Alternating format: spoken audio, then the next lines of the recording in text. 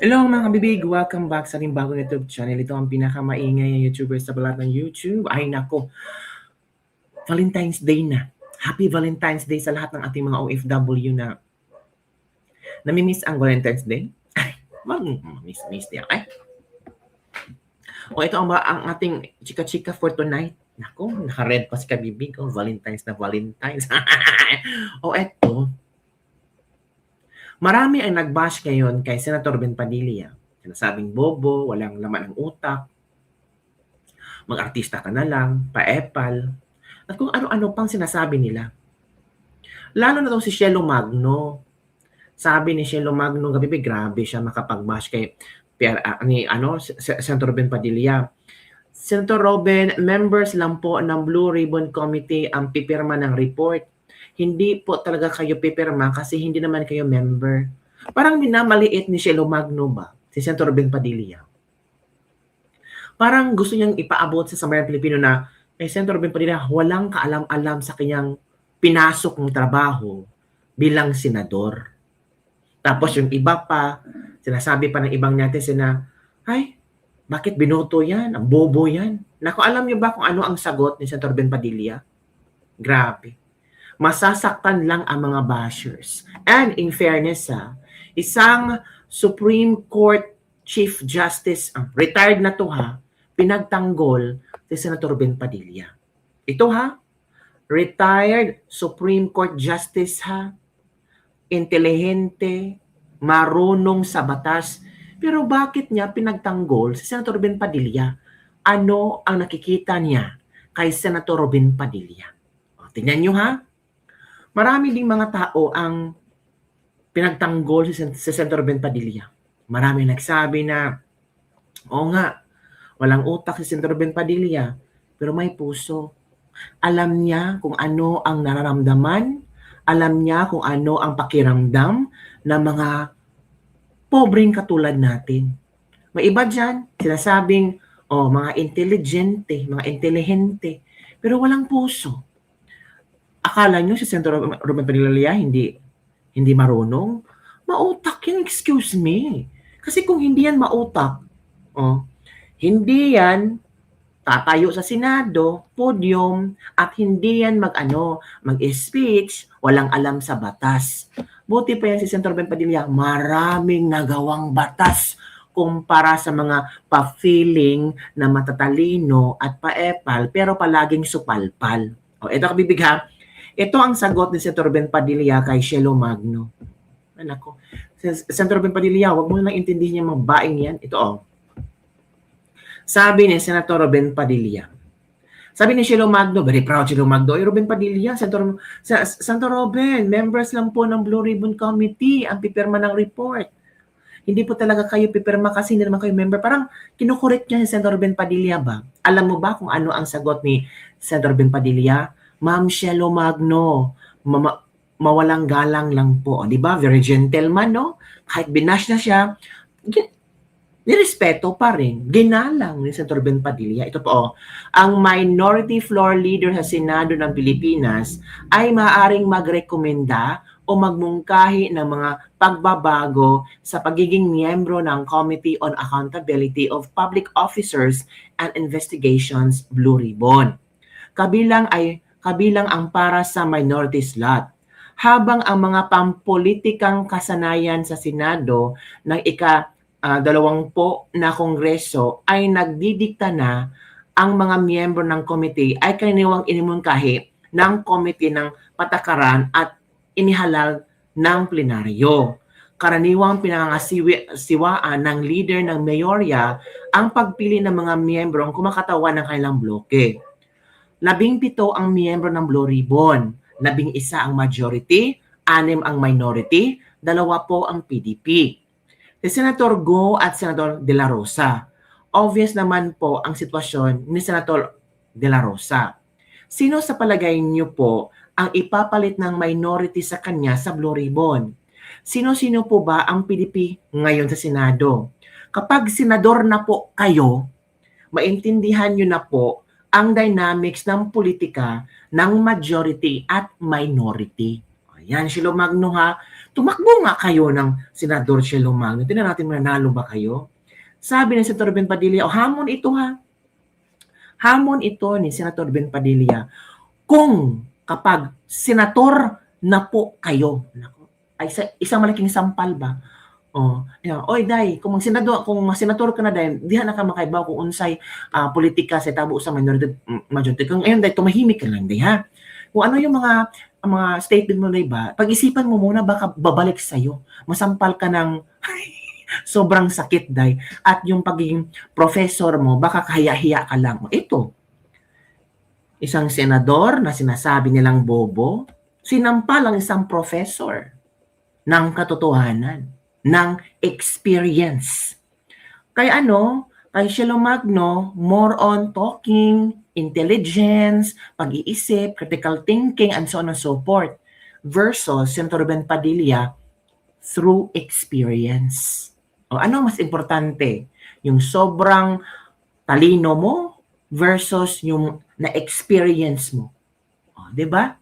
Sabi ni Senator Ben Padilla, so palpang Shelo Magno, kapag senador na po kayo, maintindihan nyo yun na po ang dynamics ng politika ng majority and minority. Boom! Diba? Bilang bahagi ng Senado, malinaw po sa akin na may proseso at malinaw na dynamics ang majority at minority pagdating sa komposisyon ng committee. Hindi ito basta personal na desisyon, kundi bahagi ng mas malawak na balanse sa loob ng institusyon.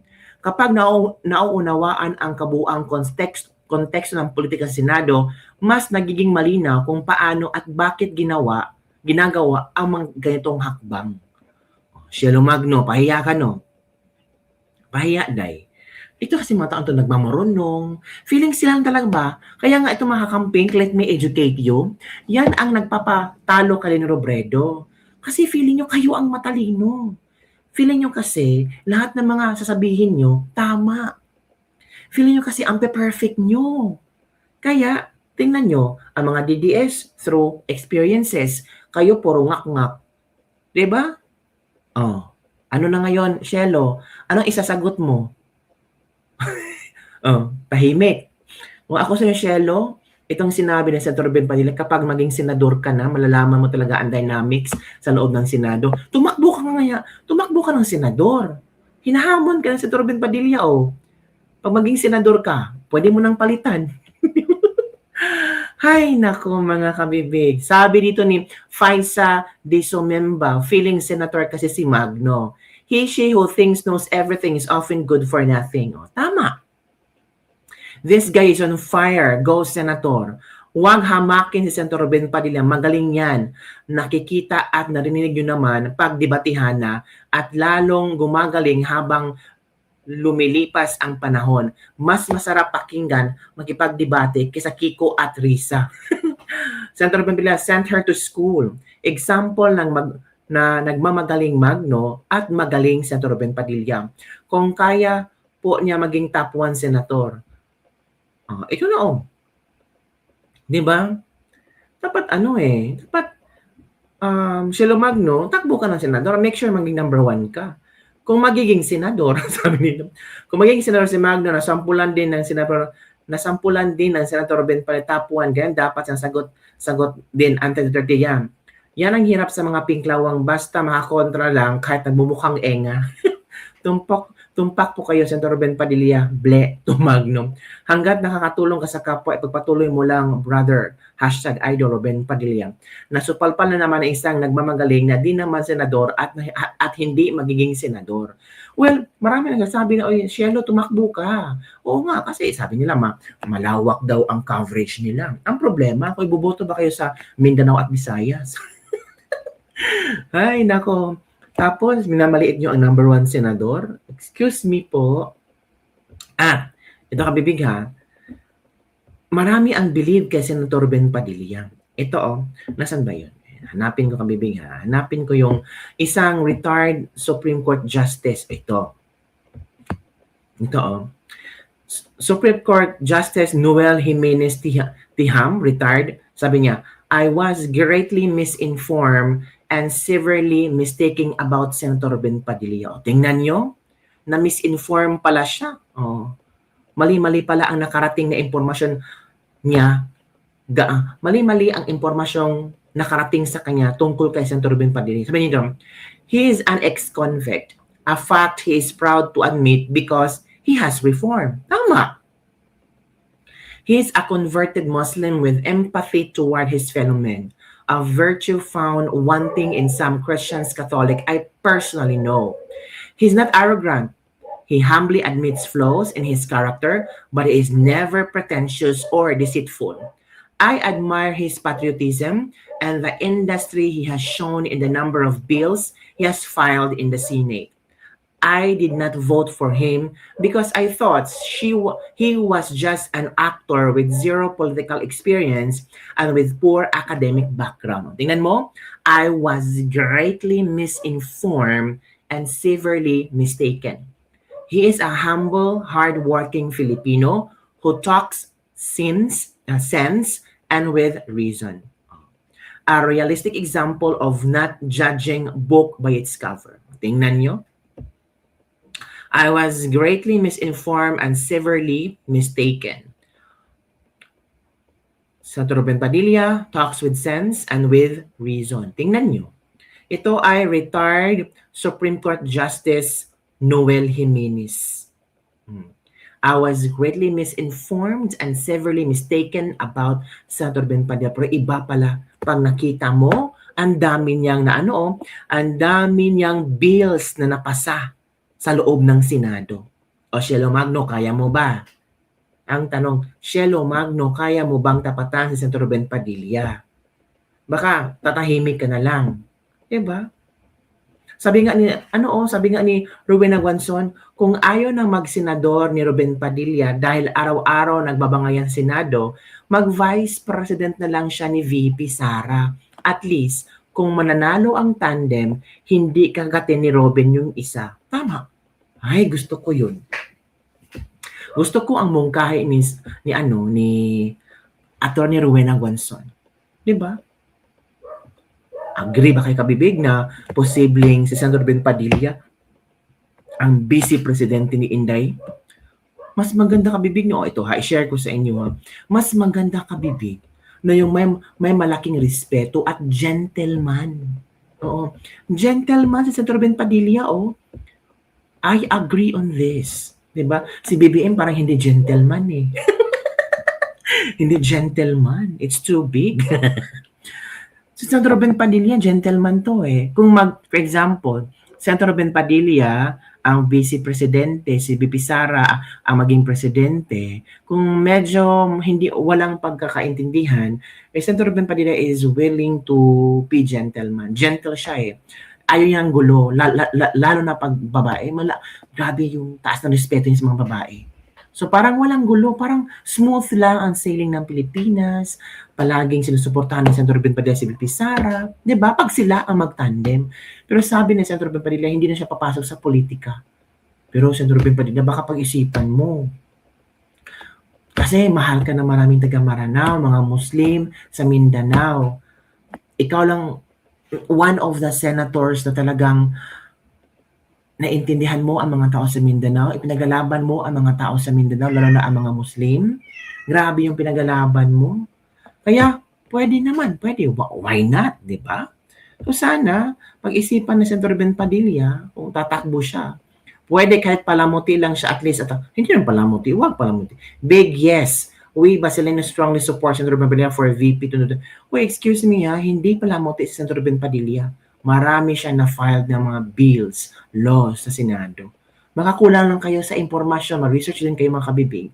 Yes, okay po, attorney at si Idol Senator Ben Padilla, malinis, di korap hangarin niya umulan sa ating bansa. Very agree for VP. Yan ang team para sa bayan. Di ba? Marami ang mga agree sa statement ni Attorney Rowena Guanzon. At si Attorney Rowena Guanzon pwedeng tatakbong senador. Ay, ang galing. Gusto ko siyang tumakbong senador. Para may, para may Mayor Defensor Santiago Alae daan sa loob ng Senado. Yung may alam sa batas. Hindi yung parang ginawa lang clown ang Senado, ginawang itbulaga. Diba? Yung parang walang respeto sa desisyon ng Korte Suprema, yung mga ganun kabibig ba? dapat doon si Atty. Rowena Guanzon ipasok sa Senado. Sana tumakbo din siya sa Senado bilang senador mga kabibig, no? Yun yung mga kabibig, yun ang ating libag-libag for today. Grabe. Happy ako, oh. Grabe, oh. MBM. Sabi dito, oh, bakit totoo naman puro lang optics at ang hilig lang mag-look down at may superior to complex ang marami mga dilawan at pinklawans. Matagal na nilang nalait at minamaliit si Senator Ben Padilla pero kung facts to facts lang ang performance, ang basihan, he is better performing senator compared to others sa dekada ng Senado. Plus, outside politics, grabe ang contribution, pagmamahal ng Senator Ben Padilla sa mga ordinary Pilipino, lalo na sa Mindanao. He is even using his own money and resources noon pa man. Sometimes we criticize constructively too, pero hindi maikakaila ang sinseridad, prinsipyo at puso ng isang Ruben Padilla. Tama mga kabibig. Diba sabi nga ni retired Supreme Court Justice Noel Jimenez na I did not vote for him because I thought he was just an actor with zero political experience and with poor academic background. But I was greatly misinformed and severely mistaken. Kabibig. Yan kabibig. Ano ha, retired Chief Justice na yan sa Korte Suprema ha. So it means, kilala niya at inoobserbahan niya Senator Ben Padilla. Yan kabibig. Ano ang iyong opinion dito mga kabibig? Cielo Magno, ano na? Supalpal ka, no? Ay, tama nga. Isipin nga ng mga ano ha, isipin ng mga kakamping, yung mga kakamping ng mga artista, bakit? Ito nang tinan mo, mga kakamping ng mga artista. Wala akong narinig na merong kakamping ng mga artista na criticize si Senator Ben Padilla. Wala akong narinig na isang kakamping na artista, kakamping ka, na binabash si Senator Ben Padilla. Bakit? Kasi may malaking naitulong si Senator Ben Padilla sa mga kakamping ng mga artista. Nyo? Oh. Kung tunay silang kakamping, dapat sana kung kahit meron na nagawa si Senator Ben Padilla sa kanila, babash nila. Kasi kakamping sila eh. Pero wala eh. Si Sharon nga, kakamping. Pero ano nangyari? BBM na ngayon. Si Kiko nga kakamping, BBM na ngayon. Hay nako, yung mga kakamping no, maglabad-labad na lang uba, mag-headache na kanilang okay. Kung saan mo dyan, naglibog mo dyan, oy, asa mo dyan ako mga kakamping na mga leaders? Murag lahi man ilang padulungan. Ang uban, adto ni BBM. Ang uban, si Risa Hontiveros, murag, unsa ba mo dagan siyang pagka-presidente pero ang gusto na mga kakamping sila ni Robredo, para ano pa nag-away-away na ba ito? Ang gulo-gulo ng kakamping. Lang kabibig, don't forget to like, subscribe, and share this video para sa mga trending news nating pag-usap-usapan. Bye everyone and happy Valentine's everyone. Love, love, love. Bye. Bye.